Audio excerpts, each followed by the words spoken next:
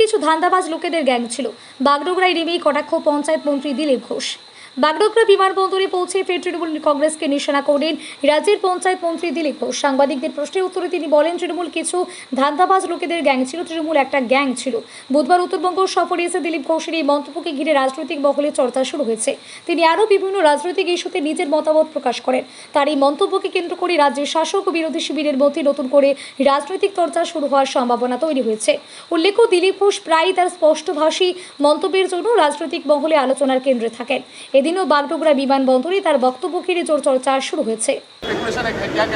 करने दो फिर बताएंगे। जाना कहाँ है, वही है, घूम फिर के कांग्रेस में ही जाना है।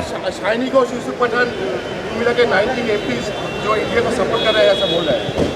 पूरा स्कोर हो जाए फिर बताएंगे, अभी तो शुरू हुआ है ना। तृणमूल का ऐसा जो हाल किया ममता बनर्जी के, इसके बारे यही होने का था।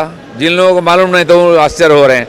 मैं तो पहले ही बोल दिया, जिस दिन हारेगा पार्टी खत्म हो जाएगा और नेताओं को दौड़ा दौड़ा के लोग मारेंगे। अब मार रहे हैं कि नहीं, यही लिखा था।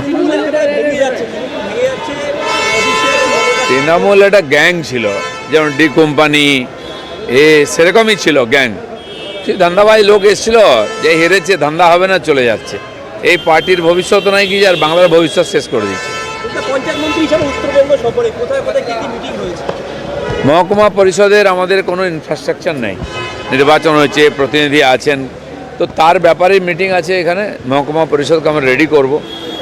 অফিস থেকে পঞ্চায়েতের বাকি ইনফ্রাস্ট্রাকচার কর্মচারী কি লাগবে সেটা দেখার জন্য এসেছি। এছাড়া আরও দুটো প্রোগ্রাম আছে।